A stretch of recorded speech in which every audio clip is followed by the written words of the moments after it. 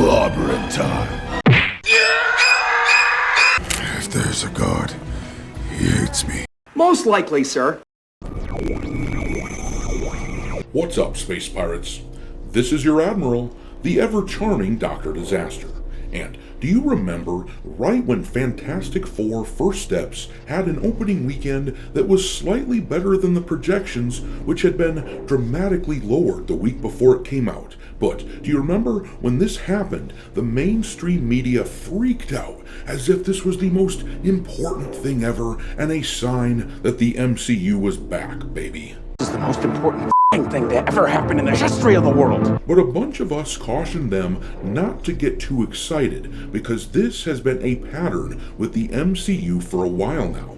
They often put out a film that has a reasonable opening weekend because the hardcore fans come out in droves, but word of mouth doesn't work because too many people are just sick of the MCU by now and they just aren't interested. So the second weekend sees a massive drop-off. I feel as if I could fly. Cool, go for it. And of course, that is exactly what happened with Fantastic Four First Steps. I personally didn't say much of anything on this movie's opening weekend because I knew the true story would take place in the subsequent weeks, and its second weekend saw this movie get a complete ass-kicking. And now, the third weekend numbers have dropped, and I feel supremely confident by now in saying that this movie is a box office bomb. Oh, shit! Yeah, Disney cannot be happy at all to see that this film, which was supposed to jumpstart Phase 6 of the MCU and springboard them back into glory, this movie, based on the projections that we're seeing, is now expected to lose $40 million at a minimum for Disney. That is a very conservative estimate, not even Pedro Pascal though, apparently one of the only actors that Hollywood will even employ anymore, but apparently even he was not enough to get people excited about this franchise any longer. Here I come to save the day. Who gives a shit?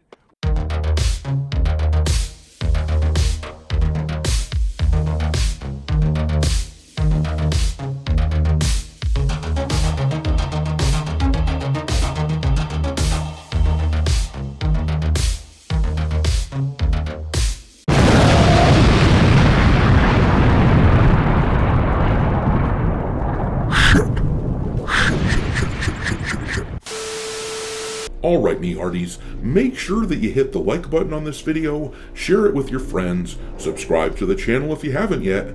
Also, I've begun uploading some content onto Rumble too, so make sure you follow Dr. Disaster over there, and don't forget to follow me over on X, where my handle is Dr. Disaster 1. But let's take a look at what happened with Fantastic Four this past weekend and how it looks as though the film is on a collision course with losing Disney at least $40 million. Years of race swapping and gender swapping beloved characters and focusing on lame multiverse stories and girl bosses, all of that has driven a sizable part of their audience away to the point that the MCU really struggles to make a movie that even breaks even these days. But this article here from That Park Place breaks it down for us. It says right here, Marvel Studios' latest superhero entry, The Fantastic Four First Steps, experienced a significant 60% decline in its third weekend at the domestic box office, grossing an estimated $15.5 million. This follows a disastrous second weekend that saw a 66% drop from its opening, bringing the film's cumulative domestic earnings to $230.4 million as of August 10th, 2025. Worldwide, the movie is approaching $430 million, with projections now estimating a final global tally between $490 million and $520 million. And that right there is where we can see that this movie is about to lose money. The film is going to linger on for a few more weeks in theaters, and as of now, the highest projections for the final global tally estimates that Fantastic Four will bring in $520 million. That is the high end, and it sounds pretty feasible to me that Fantastic Four will end up in that kind of range. If you look here at the numbers on Box Office Mojo, they show the movie currently sitting at about $434 million that they have taken in globally. It's incredible how these Disney movies used to make the better part of $1 billion quite easily, and these days, with ticket prices more expensive than ever, they are limping over the $500 million mark. But anyhow, this best case scenario estimate of $520 million at the global box office tells us that this is a movie that's going to lose Disney money.